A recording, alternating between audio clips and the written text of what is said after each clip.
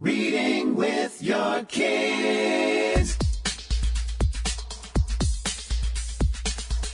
Hey, so great to see you. Come on in. Hi, my name is Jedley, and this is the Reading with Your Kids podcast. We're coming to you from the beautiful neighborhood of Reedville in the southwest corner of Boston, Massachusetts. Please be sure to subscribe to the show on the iHeartRadio app, on Spotify, Google Podcasts, Apple Podcasts, or wherever you find your podcast. Our guest today is Jo Ann Gramlich. She is a speech pathologist, and she's the author of Talk, Play, and Read with Me, Mommy. Before we invite Jo Ann in, we want to let you know that this episode of the Reading with Your Kids podcast is brought to you by our friends at Vooks. VOOKS.com, Vooks.com. We love Vooks. Vooks combines the love, trust, and safety of children's books with the convenience of online streaming for a whole new way to experience stories with our growing library of animated storybooks that both kids and parents will love. Now, by adding movement, sound, and narration to existing books, Vooks brings stories to life, encouraging the love of reading while promoting literacy, imagination, and focus for children ages 2 to 8 years old. With Vooks, children can learn, laugh, and let their imagination soar, while parents can feel good about letting their little ones enjoy quality, guilt-free screen time. Right now, Vooks is offering a free 1-year subscription to every single teacher and homeschooling parent. We also have free resources to go along with some of our most beloved titles. To learn more, visit Vooks.com. That's VOOKS.com. Vooks.com. We are also delighted to be able to let you know that this episode of the Reading with Your Kids podcast is sponsored by the last surviving dinosaur, the Tyrannosaurus, written by Stephen Joseph and playfully illustrated by Andy Case.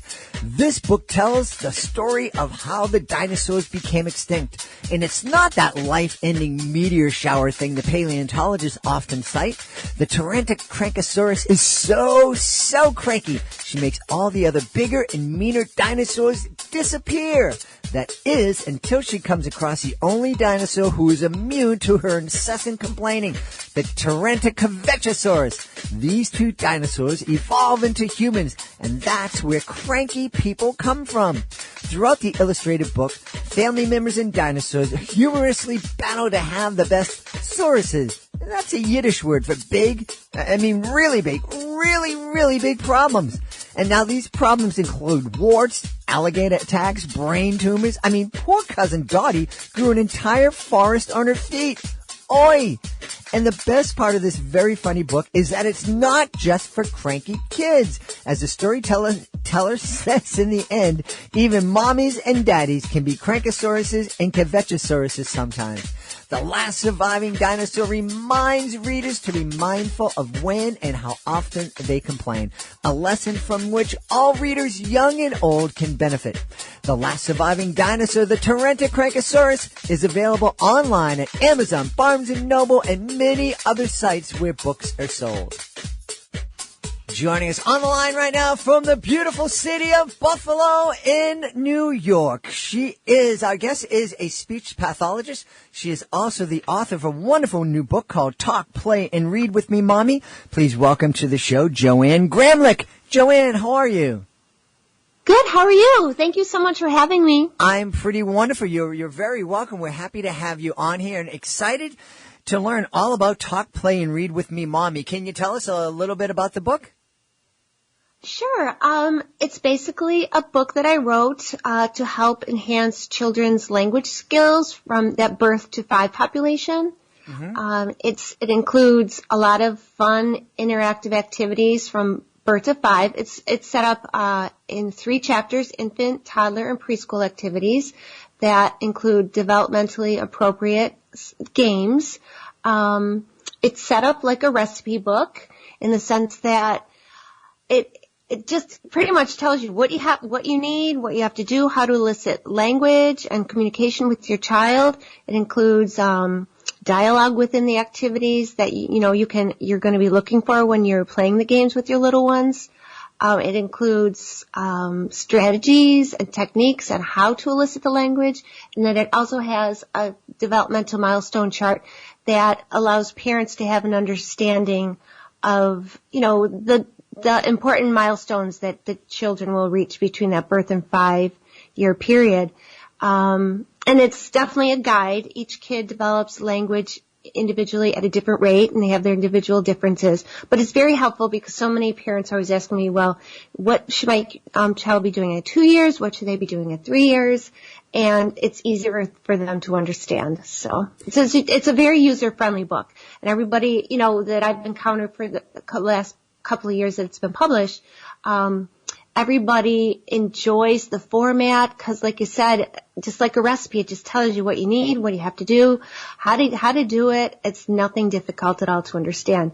And the premise behind it also is the fact that when I did the research for the book, a lot of the activity books out on the market are very in-depth with 300 to 500 activities. And my book is simplified, like I said, to infant, toddler, and preschool activities. You can carry, a mom or a dad can carry, or a caregiver can carry it in a diaper bag when they're on the go, etc. But the point is, it's not overwhelming. So when I did the research, I saw a lot of the activity books were so heavy and with the activities. And if Johnny were standing here and I'm looking for the perfect activity, I know he'd be long gone because little kids are bumblebees and they want to work now. And that's why my book enables you to quickly zone in on an activity and find one that's suited perfectly for the little ones. And it's also geared to be used during daily routines within the home. So a lot of the hands-on objects or any type of toy are basic toys and objects that you'll find within your home. A lot of the activities, like I said, are geared towards the daily routines because a lot of the learning takes place during routines, or the opportunities are available during the routines to talk. So there's a lot there, but one of the things I wanted to touch on really quickly because you just kind of brushed over it, and it's probably because but it's important. You mentioned that this is great for moms and dads, and one of the things I wanted to make sure it was to check with you on is the title of the book, Talk, Play, and Read with Me, Mommy. That you're not like giving dads a pass. Dads need to be a part of this too, right? Oh yeah, this book, it's definitely universal for anybody who interacts with children. So you have your mommies, your daddies, your educators, teachers, siblings, caregivers. It's universal for everybody. So no, it's no free pass for dad.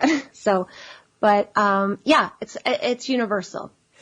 So one of the things I like as you're describing the book is basically you're saying that, language development, it happens during play. You don't have to be an expert. You don't have to go and become a speech pathologist to help our kids develop language. It happens when we spend time with our kids, when we play with them, when we're reading to them, when we're talking to them about what we're cooking, and they're looking at us as we're preparing food, and we're finding ways to let them help us prepare food. Those interactions are how kids develop language, and it sounds like this is a great guide that can just help parents be more aware of what they're doing while they're doing those everyday activities. Right. It's everything that we are doing. It's just communicating with them about what you're doing. So for example, like you said talking about mealtime. Okay, so there's a lot of colorful language right there. You simply, when you're at the dinner table, not only you're going to want your child to request for some food, ask for what they want, use the vocabulary, but you can use there's a lot of descriptive words to talk about even after the meal. What color were your vegetables in your salad? What did you eat? What do you remember? What do you recall? What color did I eat? What was on my plate? Just so many things you can talk about that I think people forget how easy it is to stimulate the language during these simple routines. Yeah. Getting dressed, mealtime, or dress time, mealtime, bath time, snack time, playtime, story time. There's so many things you can do to engage your child and get them talking, playing, and reading. I think another thing that we forget is that your child is learning, brand new. They're just learning these things, and it takes practice. So if on Monday your child learns the word orange, they need to use that so they can be able to remember it on Thursday. I just over the weekend I had went skating with my niece, who came to Boston and learned how to skate for the first time at 15 years old, and she went from beginner to a really good skater in a year.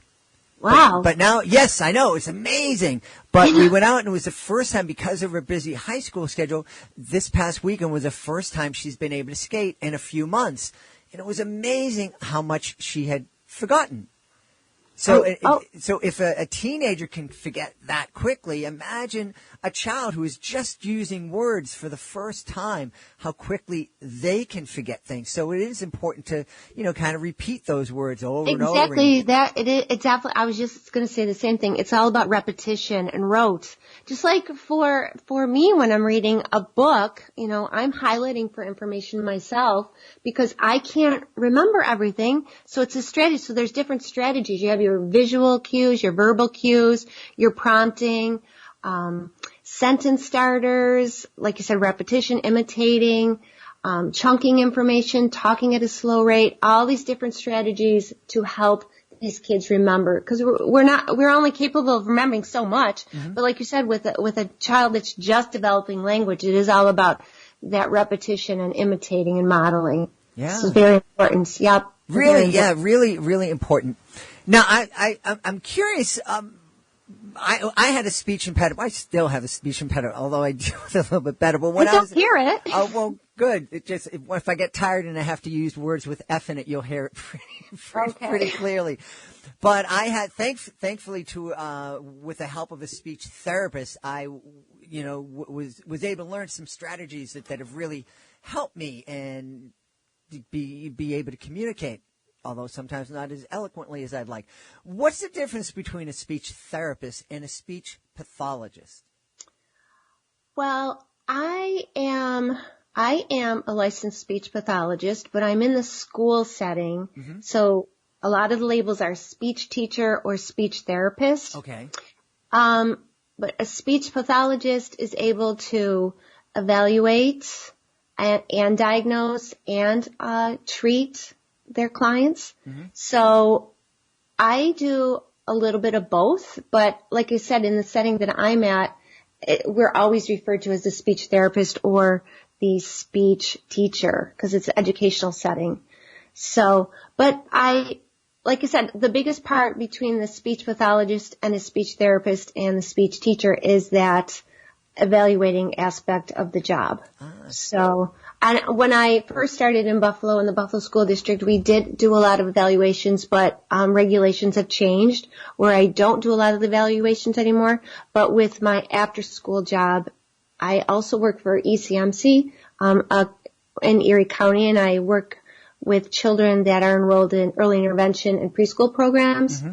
And there I can evaluate and diagnose and treat if need be, especially when you're terminating the kids from speech therapy. Mm-hmm, mm-hmm. What inspired you to get into speech? So I did not go to college right away.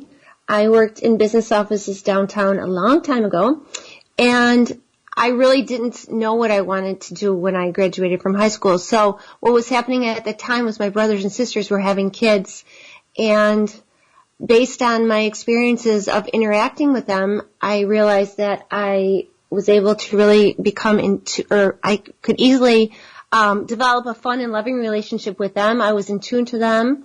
It was a nice creative outlet for me. So, and then at the same time, while they're, I'm having sleepovers and taking them out in the community all the time, doing fun things we do with kids, all that kind of stuff.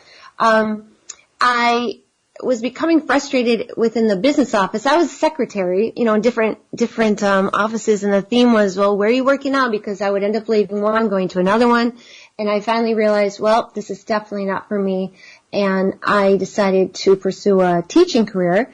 And I was thinking about a classical teacher in the classroom, but I came across speech therapy, and it was so diversified. It allowed you to, get technically trained, have a technical training along with, creative aspects of the job. Mm-hmm. So that's how I landed in this field. So it was very exciting.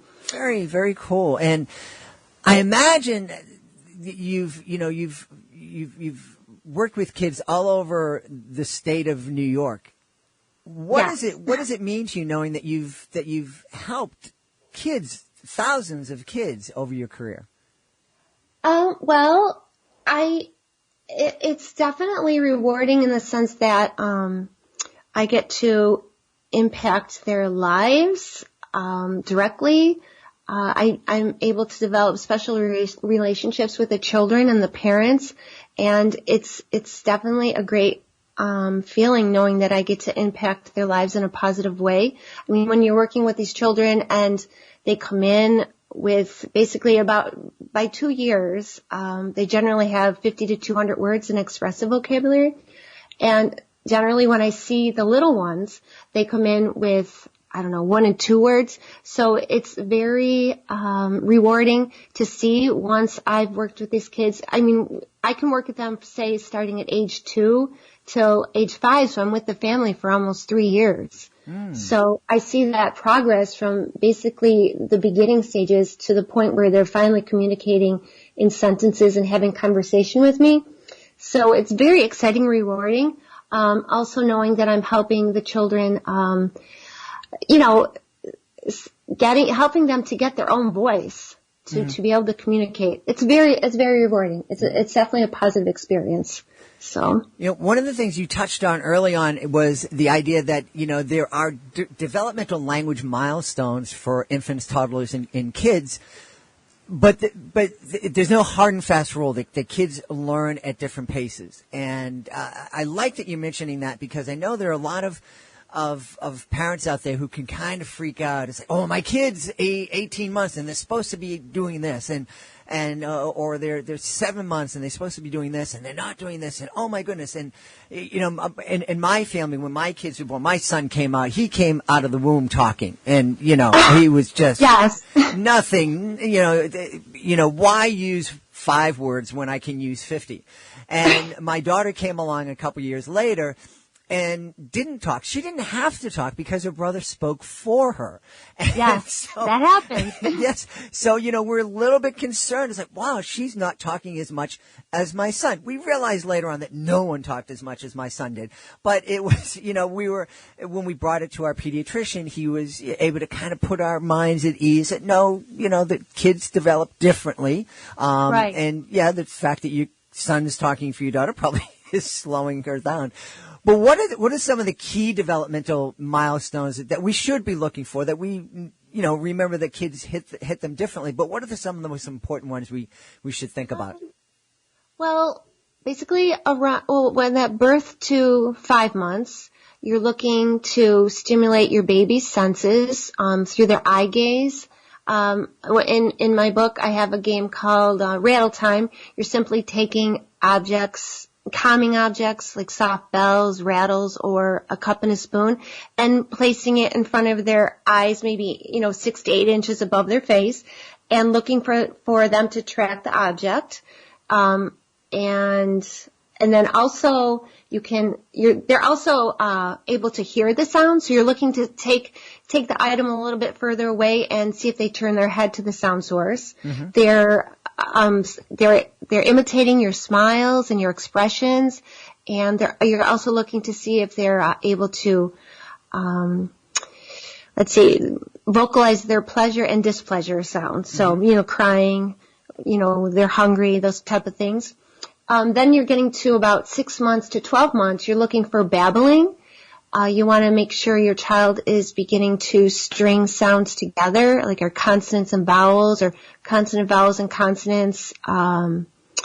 They're also, what else are they doing? They're using gestures and actions to communicate. And then also you're looking to see that they're beginning to imitate your sounds and repeating sounds. Mm-hmm. Then once you get to 12 months, that 1 year mark, that's a big thing because you're looking to see if your child is producing at least one or two words. Like, for example, the first words would include hi, bye-bye, cat, dog, light, just simple little words. Mm-hmm. And then they're also, at that 1 year mark, they're also identifying simple body parts, head, hands, nose, type things like that. They're following simple directions. And then they're also able to follow the directions if you give gestures. Like, you're going to want to point to something so they know what to do, the visual and verbal cues.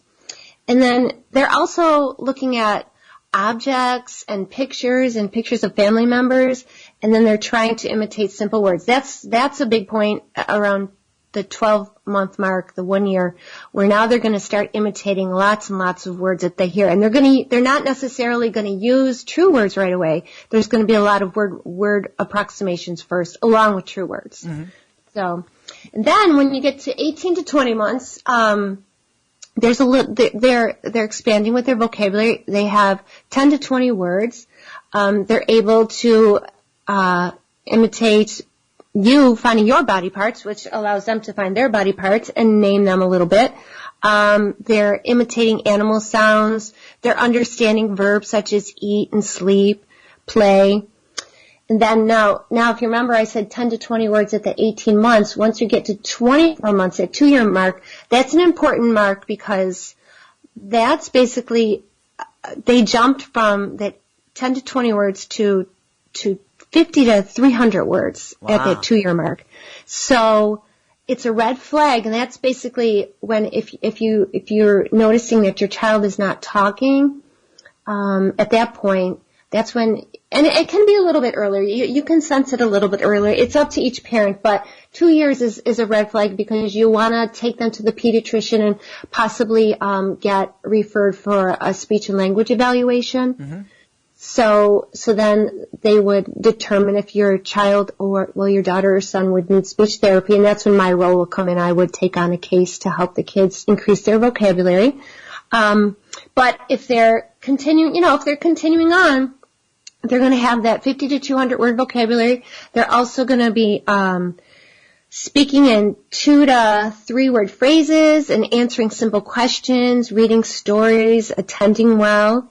And then around 3 to 4 years, their language skills are moving forward, and they might, a lot of kids are saying their first and last names. They're reciting nursery rhymes and finger play songs. They're understanding 1,000 words, and their vocabulary, expressive vocabulary, is 900 to 1,500 words. So again, these are big jumps. Mm-hmm. So again, the children need to be exposed to a language-rich environment to be able to master, these skills. Right. Yeah. And what I love about this information that you're sharing here with us, and also the information you're sharing in Talk, Play, and Read with Me, Mommy, is that you're giving things for parents to be aware of so that they can bring it to the attention of the pediatrician. But it's not, it's much different, like kind of being aware of things, making some notes, going to the pediatrician with questions, as opposed to being in the pediatrician's office for the 10 or 15 minute appointment, and they're kind of just coming at you with all these kind of questions, and now you have to think back, what's my kid doing? Where are they? Mm-hmm. And that can be very, very stressful and not as helpful as it can be when you go in there prepared with this kind of information. Right. Yeah. So, it is difficult because sometimes I've had situations with my after school job where parents have gone in a little bit earlier than 2 years of age, and they've been denied the service. So then the parent is concerned, that next year the child hasn't moved forward, and then they go back again for a second visit, and then the child does qualify for speech therapy. So there's all kinds of different situations, but it's really important that parents understand that the services are out there. I work in the school system, and unfortunately sometimes the kids come in at age 5 and their skill base is not where they should be. They're pretty far behind because they haven't had the opportunity for speech therapy. So that's the great thing, that we can help these kids. But it is early intervention in preschool. These early intervention and the preschool programs are out there. Like it says, it's early intervention. Let's get them ready for school. Mm-hmm. Because once they're in kindergarten, they're just expected to do so much more. And if the kids are ready, then they can move forward with their reading skills and reading, math, all the important academics that they need to engage in and to help them, have school success. Mm-hmm. So when you have some children who unfortunately haven't even been in a school setting and then have that speech therapy need, it's just tough. So if parents can become more aware of what they can do, that's why my book is so helpful, because it's really, all the activities are very simple and they're very easy to follow.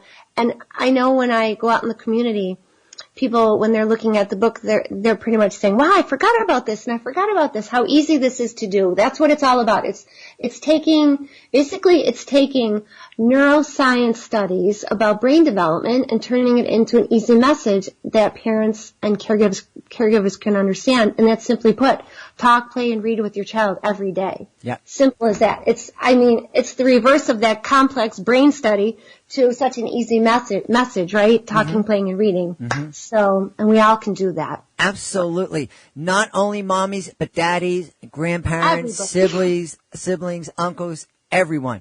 Well, yes. Jo Ann, how can folks connect with you online? Well, I do have a website, talkplayandread.com. I am also on Twitter. I don't know my Twitter by heart. I should know it by heart. I think it's on. I have it as at Jo Ann Gramlich. Yes. Okay. I'm sorry. Yes, I have here too. Okay. At Jo Ann Gramlich. And then I also am on Instagram at Jo Ann Gramlich. And then, Facebook, it's Talk, Play, and Read with Me, Mommy. Excellent. So, yeah, and then, of course, my personal email. Can I give out my personal email? Am I allowed? I wasn't sure. Feel free. Oh, sure. Okay, because it's on they can connect with me also. There is a way to connect on my website at talkplayandread.com, but my personal email is it's Jojo, Jojo, gr1020@yahoo.com. And I'm always willing to help out. That's why I'm here. Always willing to help. That's great. Well, this has been such a fascinating conversation. We've been talking with the author of Talk, Play, and Read with Me, Mommy. Jo Ann Gramlich is the author. Jo Ann, thank you so very much for sharing this valuable information with us. Oh, you're welcome. And I just want to say one last thing. I am actually working on a book called Talk, Play, and Read with Me, Daddy. Excellent. Coming soon. Excellent. Well, we'll have you back to talk about that. Okay, perfect. Thank you so much for having me. Please be sure to join us for the next episode of the Reading with Your Kids podcast. Our guest will be Amanda Lynch. She is the author of Breathe, Baby, Breathe. Hey, if you're the author of a fantastic children's book, you want to check out our Reading with Your Kids Certified Great Read program. We have assembled a panel of evaluators, teachers, kids, and parents. And if they believe that your book is worthy of 4 or 5 out of 5 stars, it becomes a Reading with Your Kids Certified Great Read. And with that status comes a number of fantastic tools that will help folks know that your book is worthy of their attention. Check it out today at our website, readingwithyourkids.com. Click on the Author Services button at the top of the page. Want to thank the folks who made today's show so very wonderful. Of course, we want to thank our guest, Jo Ann Gramlich. Be sure to check out Talk, Play, and Read with Me, Mommy. Also want to thank our sponsors, Vooks.com, VOOKS.com, Vooks.com. I love the site. You have to check it out. Also want to thank the last surviving dinosaur, the Tyrannosaurus, by our friend Stephen Joseph. I want to thank my amazing producer, Fatima Khan, for all that she does for me. Be sure to check out her blog at readingwithyourkids.com. I want to thank my beautiful wife for all the support she gives me. I want to thank you. Thank you so much for being here today. Thank you so much for spreading the word about the show. But most of all, thank you so very, very much for making the world a better place by reading with your kids. I'll be looking for you in the next edition of the Reading with Your Kids podcast.